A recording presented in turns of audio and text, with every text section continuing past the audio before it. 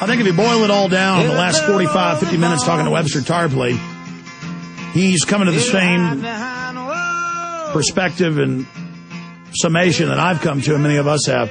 The globalists have the high ground financially, but not morally. They have the power, they have the money, but it's a losing game. Time is on our side, those of us that want human liberty and freedom and upward mobility and goals for society, and, you know, where decency and truthfulness is honored, not just this capitulation to lies and evil. And that on every front, the New World Order is failing. They're grinding down to their axles like Napoleon in Russia or Hitler in Russia. But they got a lot of tricks up their sleeves, namely stage terror. And that's why we now get into North Korea, Pakistan, conflict with Russia, the encirclement, all of that continuing. But Webster, one final note on Iran, then we'll get into stage crises, North Korea being chief among them. I would imagine will be your view, but we'll see. And that is have you ever seen one that lies as much as Obama? I mean, we know presidents lie a lot, and that's just part of what they do. Unfortunately, it's become just business as usual. But with him, it's the over-the-topness, saying there's no CIA doing anything in Iran, there's no involvement, while his bosses, Brzezinski and Kissinger, and you mentioned Skrokoff, are on TV bragging how they're running and all and calling it delicate manipulation. I mean, and that's another question. Why do they go on TV and admit they're behind it, but then he gets up and lies? Is that just part of the flaunting it in our face? They think we're a bunch of idiots? I think Obama has a much bigger audience, and then when somebody like Brent Scowcroft speaks, that doesn't exactly doesn't get on the evening news. But you're certainly right.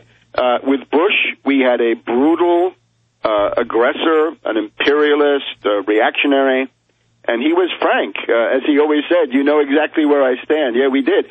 He had this thin veil of pro-democracy neocon rhetoric, but you could already see the intent, which was just aggression, right? Imperialism. And he would say things like, bring it on, or dead or alive. So that's Bush. But now Obama is a completely different method. This is now systematic strategic deception, dissembling, fakery, lying, duping people, mass brainwashing, and according to some, even mass hypnosis or the attempt at mass hypnosis. No, he's definitely doing that stuff. They have corporate classes on that. People used to tell me about it a decade ago. I didn't believe it. They really teach them how to do that. Yeah, there was, I think it was Count Cagliostro in the French Revolution could hypnotize crowds. I guess that's what Obama's trying to do. One of the mountebanks of the French Revolution is now reincarnated in Obama. So the point though is that his method is this deception, and I think as long as that holds up, it looks like it's going well. But then, as they used to say in Vietnam, it will become polluted by reality. All the promises that Lyndon Johnson made eventually crashed to the ground. And of course, he was a much less clever practitioner of deception than Obama. So people have got to change gears, right? You're no longer dealing with Bush. Bush is gone. I know a lot of leftists that I know are still hanging on to this idea that Bush is their main enemy. Well, that's long gone. So you're now dealing with Obama, and his method is this lying and so forth. And therefore, the idea of exposing him, right, what you do in the Obama deception, this becomes one of the main things. In other words, simply the loud statement of the truth is practically revolutionary when you're dealing with somebody like Obama. All right, stay there. We're going to come back in 1 minute, Webster, with the third hour. We got plenty of time with you today. We're very honored and very thankful that you're spending so much time with us. Webster Griffin Tarpley. And we'll tell you about his books and other materials on the other side. But yes, it was George Orwell that said in an age of universal deceit, telling the truth is a revolutionary act. So I think that's a nice addendum or dessert to what Webster just said.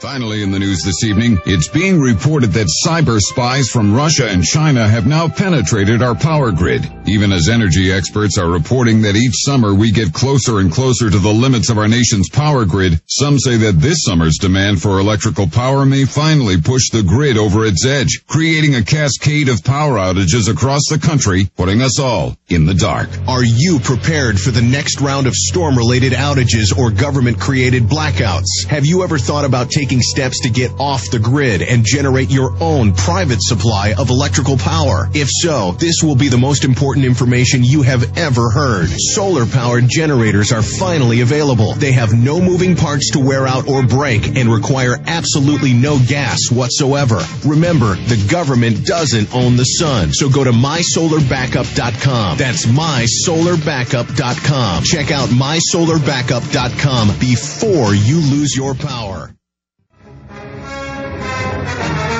We're back live. Thank you so much for joining us on this 25th day of June 2009, this Thursday edition.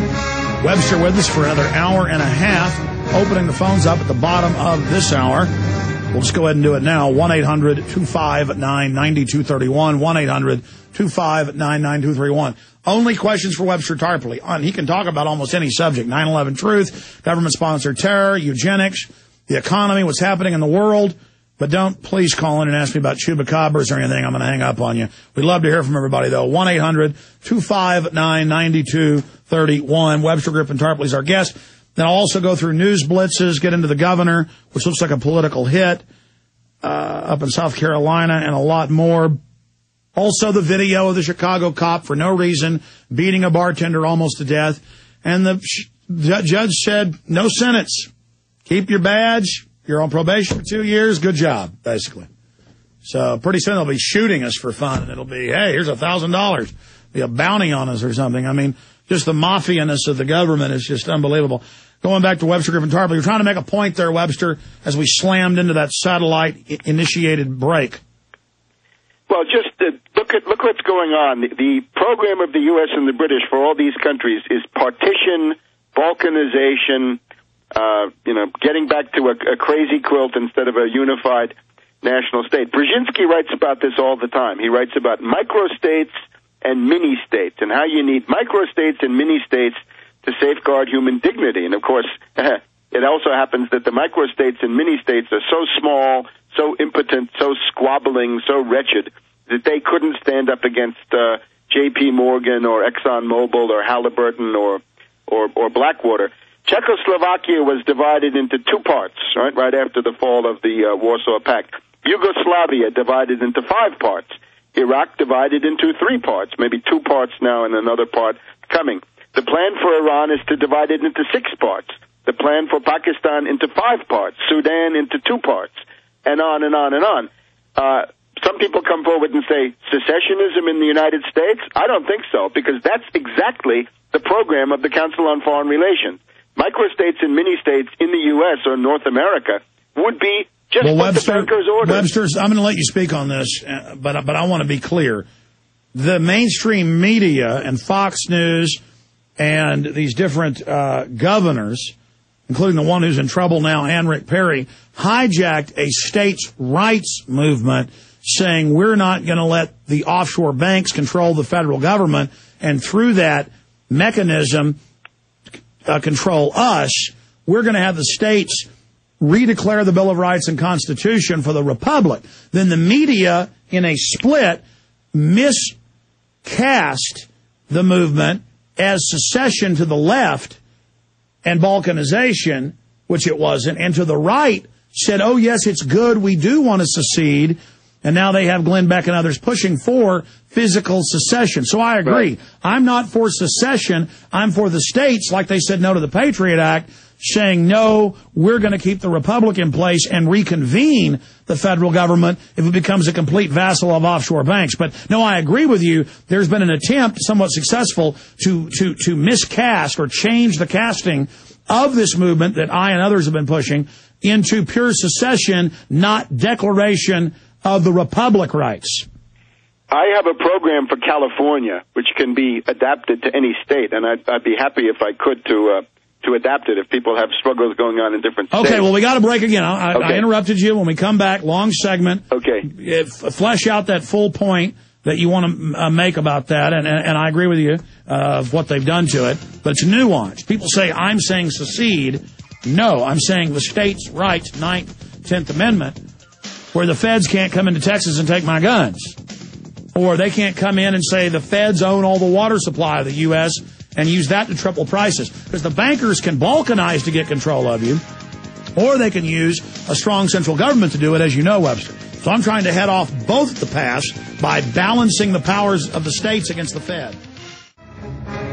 All right, 8 minutes into the third hour. Your phone call's coming up at 1-800-259-9231. I'm Alex Jones, your host. We're here live Monday through Friday from 11 a.m. to 3 p.m. Central Standard Time. That's 12 noon to 4 p.m. Eastern. Over 150-plus thousand people a day downloading the free podcast at Infowars.com, listening on their MP3, their iPhone, whatever device they have, where they want, when they want, how they want. Thank you so much for making us number one on Shoutcast, number one on many AM and FM affiliates, ratings coming in from those, just exploding everywhere. As people find out all these years we were telling you the truth, this New World Order is real, this global empire is real, and we have a good chance of beating it if we just wake up to it and decide we have power and say no.